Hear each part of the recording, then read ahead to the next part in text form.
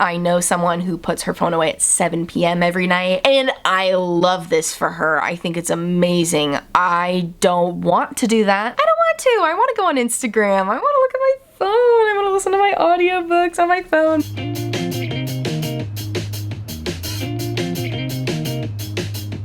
Hello, and welcome back to another episode of the Hard Feelings Podcast. This is, of course, my mental health podcast where I talk about things like anxiety, depression, anger, embarrassment.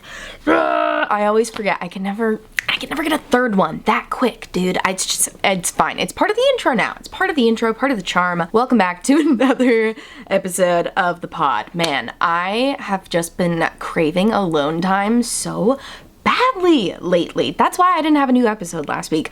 I just didn't want to do anything else besides escape to my fantasy romance novels and my little headphones. I listen to audiobooks and walk around and clean. That's my favorite thing to do when I listen to audiobooks. I will sometimes listen to audiobooks while I'm editing, depending on the video, because sometimes I can't focus on both at the same time, and I keep missing important plot points because the fantasy novels I'm reading are I'm reading the Sarah J. Maas Throne of Glass series right now, okay? There's a lot of, I'm on the 6th book of a 9-book series. There's a lot of complexity, so I have to go back a lot. Anyways, so my favorite thing to do when listening to audiobooks is to walk around and clean my house. I love listening to it while I do dishes. I love listening to it while I clean the bathroom. You get your scrubbing bubbles, put it on the bathtub and the toilet, let it sit for 5 minutes, then go in there and wipe that. I'm listening to my audiobook in my headphones when I'm doing that. But yeah, that's all I've been wanting to do lately. But I want to talk to you today about what that means, maybe, and also why spending alone time, spending time with yourself and getting introspective are a good thing that I think we all should do more. If you told me a few years ago that I would be getting introspective and thinking through my feelings like this, I would be like, haha, that's funny. I don't want to do that. I'd rather do anything other than that. I couldn't even do a 1-minute meditation on YouTube, which that's a whole other conversation, right? If you're somebody who's I can't meditate, I can't be introspective, I just get too distracted, don't meditate then. Don't do it the normal way then. You don't have to do it like that. Getting introspective does not need to be sitting down and closing your eyes and turning off all sounds and just being at peace in your head and repeating affirmations and allowing thoughts to pass through. That's great. If that works for you, hell yeah. Dude, if that works for you, I love that works for you, but my brain is very easily distracted, so that doesn't really work for me. What I like to do is I like to go for walks. You know that. If it's not your first time listening, I like to go for walks. Everybody I've ever met knows I like to go for walks. But yeah, what I do on these walks when I really want to get introspective is I will either not listen to any music, or I put on music that I know is gets me in an introspective head space, maybe a mental health pop, if you will, probably Mitski. No, lately it's been bossa nova. Bossa nova gets me real relaxed. I don't know, I'm sure a scientist could explain the science behind that to us, but yeah, bossa nova makes me really relaxed, and I can listen to that while being introspective. It's not so distracting to me, because often a lot of the songs are in Portuguese too, so I don't understand what they're saying because I don't speak Portuguese, but it's beautiful music and I love it. But yeah, then I just go for a walk, and it's not a type of walk where you're trying to burn calories. You don't need to be power walking or anything. If you're me, you're probably always power walking, because I just kind of have a natural swift gait to me. Don't try to combine this with your exercise. Okay, maybe, you know what? Let me take that back, because I'm not a jogger, but maybe you get real introspective in your jogs. I don't know. Let me not specify how much you need to exert yourself. You just gotta get outside. You don't even need to walk. Something about being outside is so much less distracting to me than being inside, which there's more stuff outside, so you wouldn't think that would be true, but I can block out the cars while still being cautious and paying attention to them. I can block out the street noise, the dogs barking, the trains, etc. That all is just beautiful brown noise to me, background noise. But when I'm in my apartment on my phone in front of my computer, I am so freaking distracted, dude. am tempted to take TikTok away from myself. I'm tempted to take TikTok away from myself, but I also don't want to because I get a lot of good information on there. I just love watching people make soap and show me their farm animals, so like I don't want to get off there, but the way I just find myself mindlessly scrolling on TikTok, sometimes I'll scroll on TikTok while I'm watching TV or a movie, just with the sound off because I have captions turned on, which like is not as fun as watching it with the sound on, you know, because I'm scrolling past things that maybe I would have liked if I heard it with the sound. Needless to say, I'm very easily distracted when I'm inside. I have stern rules for myself that when I'm outside, that's a no phone time, aside from, you know, texting in emergencies, but I'm not on Instagram while I'm walking outside. I'm not scrolling, I'm not doing anything social media related. Might take a few pics, but like when I'm outside, I try to be outside because that's what helps me get introspective. When you're able to turn off those other distractions, I feel like there's different types of distractions because like I said, the train noise, the outside noise for me is like brown noise. It's soothing. I love falling asleep to the sound of the train at night. Like it's just very calming to me. But my phone, which doesn't make any noise unless I turn the volume up, is very distracting to me. She's alluring over there sitting across the bed from me. Like I want to pick her up and I want to scroll her open and I want to start doing stuff. I gotta take the phone away from myself, I think. I have had on my list of goals for years now that I want to put my phone away at a certain time before bed. I know people that do this. I know someone who puts her phone away at 7 p.m. every night, and I love this for her. I think it's amazing. I don't want to do that. I don't want to. I want to go on Instagram. I want to look at my phone. I want to listen to my audiobooks on my phone. But I have had on my list of goals, resolutions, if you will, for the last many, many years that I want to stop using my phone before bed. And I think that would be a good thing. I shouldn't be so hard on myself because I have gotten better at not mindlessly scrolling or like stopping myself faster in a mindless scroll where you glaze over and you're not even absorbing the content anymore. There's just kind of like noise in your head, and then when you're falling asleep at night, you can't fall asleep because you have too many TikTok sounds playing in your head. I've gotten better. I wouldn't say I'm quite at that level anymore, but yeah. I don't know, I'd like to be on it less, but it's also hard because I do social media for work. So, it's a tough thing, I tell you what. I'm sure they'll write about it in psychology books one day, but right now, I don't know.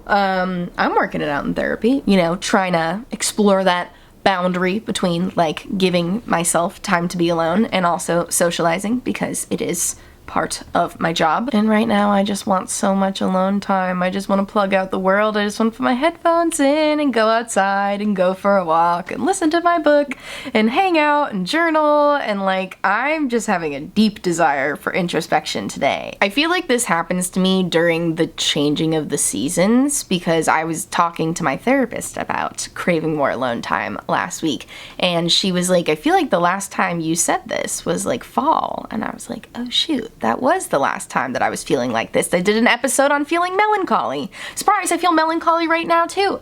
I think there's something about the changing of the seasons that although it's like good, like especially winter going into spring, that is a good thing. There's gonna be more flowers, it's gonna be warmer outside, the days are gonna be longer, there'll be more sunshine. Like that is on paper a very good thing. So why is my brain doing this thing again where it starts feeling a little melancholy? It starts feeling very introspective. It starts feeling very, what is this whole thing about? What is my purpose? What do I care about? What's actually important to me? Very interesting that it tends to fall on the changing of the seasons for me.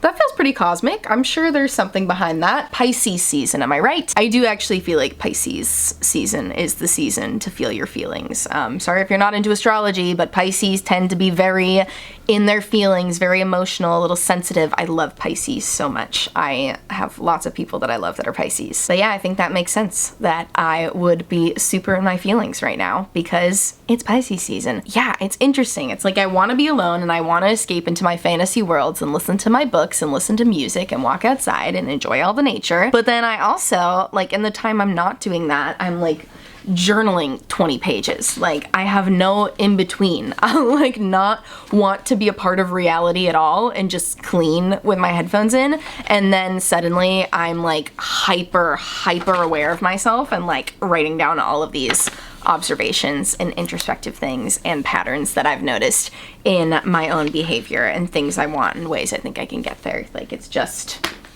I have no in between. I have no just like base level existing in the world. At least not anymore. I think that the last time I could just exist at a base level, not being introspective all the time and like overanalyzing my feelings and stuff. I shouldn't say overanalyzing, okay? Sometimes, yes. Sometimes I'm really overanalyzing my feelings, but I tend to have this, like I said, all or nothing type of mentality where I'm either overanalyzing my feelings or pushing them down and not feeling them at all. And I'm trying really hard to find that middle ground. And right now, I feel like I've been exploring that in my alone time because, like I said, there's like portions of it where I want to escape into another reality, and then I go back and journal. I will say one thing I really like about reading books with actual plot that aren't just like straight up cheesy Lifetime modern romance novels. Hey, there's nothing wrong with those. I love those too. I love a cheesy, corny romance book. But right now I'm listening to the Throne of Glass series, like I said, and there's like a lot of freaking plot to it. Like, these audiobooks are 28 hours long, okay? There's so much going on, and I feel like the books, you know, kudos to Sarah J. Maas where it's due, sometimes help me work stuff out too. You know, when you read a series with really well developed characters who you can like watch grow and change, or like observe grow and change, I feel like it has a positive effect on you as well. I will say, my girl Aylin struggles with a lot of the same stuff that I do, so I feel like sometimes escaping to these fantasy worlds can be good for you. I have really been enjoying reading books with well-developed characters. Is that like not the hot take I think it is? You know what? We're keeping it in. I'm gonna say it anyways because okay, here's the thing. I didn't read nonfiction for like 10 plus years.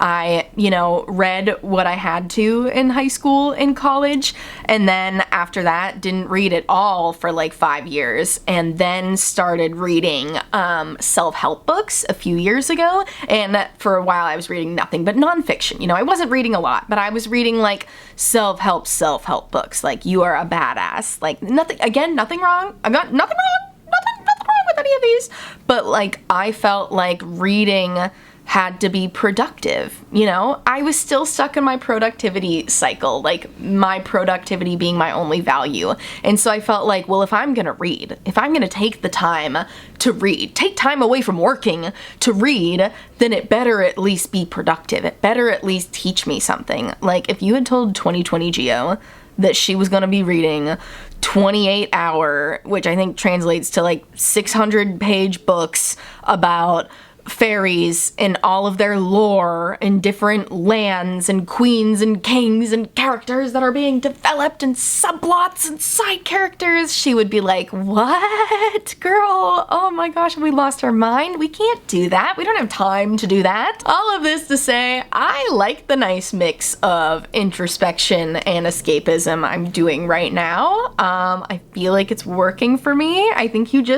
when you are deep into your books like that, you just gotta take a little break every once in a while. Like, I always reach a certain point in the day where I notice I'm starting to just like let the plot go over my head. And I'm like, okay, it's not hitting anymore, It's only when I'm really engaged and like super able to focus am I actually enjoying my audiobooks. So if I can't be like that, I'm like, whatever, I don't want any part of it. And then I go do my introspection thing. It's great. I do a lot of other things between then too. I still watch TV. I'm watching Peaky Blinders right now. My boyfriend and I just started that show.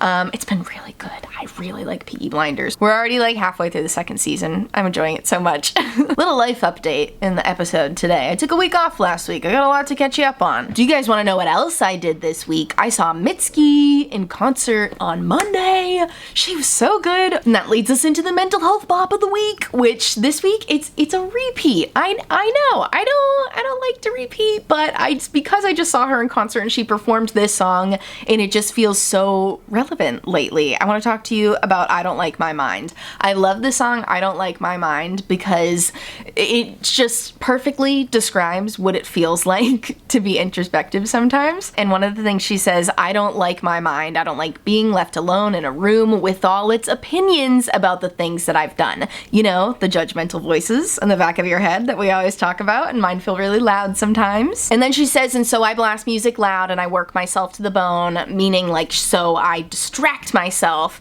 And then she says, and on an inconvenient Christmas, I eat a cake, a whole cake, all for me, talking about how like she makes herself sick when she finally explodes and has to like deal with her feelings. It like makes her sick. And then she says, and then I get sick and throw up. There's another memory that gets stuck inside the walls of my skull waiting its turn to talk. Meaning like we have all of these memories in our head. We have all of these feelings in our head that we maybe haven't processed, maybe haven't thought about. And it's a lot easier to ignore them and to get through them with distractions like work and music and television and media and just like all of these things to distract yourself from your feelings. But that doesn't make them go away. Because in the following line, and it may be a few years, but you can bet it's there waiting still. Meaning like you can ignore the feeling, but it's not gonna go away. It'll still be waiting for you to pop up during these inconvenient times. Yeah, she says, you can bet it's waiting there still for me to be left alone in a room with the things that I've done. That feeling or that memory is just waiting for you to have a moment alone, and then it's gonna attack. Or at least that's what it feels like, right? When you're afraid of being introspective. I think this song really describes what it's like to be afraid of your mind, or to not want to deal with things in your mind and preferring to distract yourself with outside things. It is a scary thing to be alone with your mind sometimes, to get introspective, to think about things that you've been pushing down, but that's why we have to reward ourselves with sweet treats, and fantasy romance novels. You know, I think there is something to be said about balancing out your introspective time with your escapism time. I'm so close to saying it in a good way, I can tell. I get frustrated with myself filming this. Aside to the audience, I get frustrated with myself filming these episodes sometimes because sometimes I feel like I'm so close to saying something revolutionary for me, but I just can't get the words out. But I've journaled a lot about it. So I wrote something down and I decided I wasn't gonna say it because I was embarrassed, but earlier as I was journaling, I wrote this down. I said, choosing to get introspective and explore your feelings is an act of rebellion against a society that thrives on distractions.